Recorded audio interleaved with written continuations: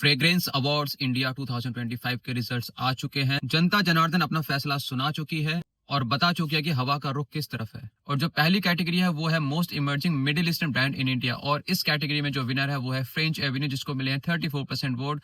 और सेकंड पे है रेहान, जिसको मिले हैं 25% वोट्स। कैटेगरी नंबर 2 जो मेरे लिए सबसे ज्यादा इंटरेस्टिंग रही, जो है बेस्ट इंडियन परफ्यूमरी हाउस, और इस कैटेगरी में जो विनर है वो है एक्सेलेंसी परफ्यूमरी हाउस। जी हाँ, मैं कंग्रेचुलेशन बोलना चाहूंगा मिस्टर भारमल को कि आपके ब्रांड को इंडिया में सबसे ज्यादा पसंद किया लोगों ने। Category number 3 best release of 2025 middle eastern brand में, और इस कैटेगरी में जो फ्रेग्रेंस विनर रहा है वो है स्विस अरेबियन का सोल ऑफ पाली, जिसको मिले 38% वोट। और सेकंड नंबर पे रहा अफनान का रेयर रिफ, जिसको मिले 31% वोट। Category number 4 best dupe of LV Imagination, और इसमें क्लियर कट विनर रहा है अराबियत प्रेस्टीज का मारवा, जिसको मिले हैं 55% vote.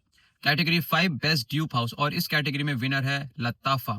Category number 6 best dupe fragrance, और इस कैटेगरी में विनर है अरमाफ का क्लब डिनो इंटेंस मैन, जिसको मिले 31% वोट। लेकिन 30% वोट के साथ जो सेकंड नंबर पे है वो है फ्रेंच एवेन्यू का लिक्विड प्रून, 1% से जीता है अरमाफ वाला।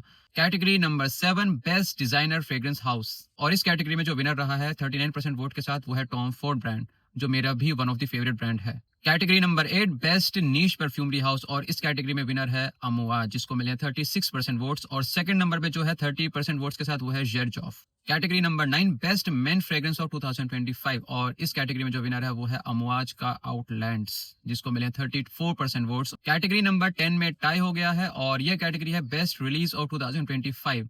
Blue de Chanel L exclusive और जेपीजी लिमाल एलिक्सर एब्सोल्यूट दोनों को मिले हैं 34% वोट्स। और अगर मैं टाई ब्रेक करूं इसमें, तो मैं अपना वोट दूंगा इसमें Bleu de Chanel L'Exclusif को। Best niche fragrance of all time, और क्लियर कट विनर है इसमें Xerjoff Naxos with 41% of votes. और सेकंड पे रहा है निशाने हाचीवात विद 31% वोट्स।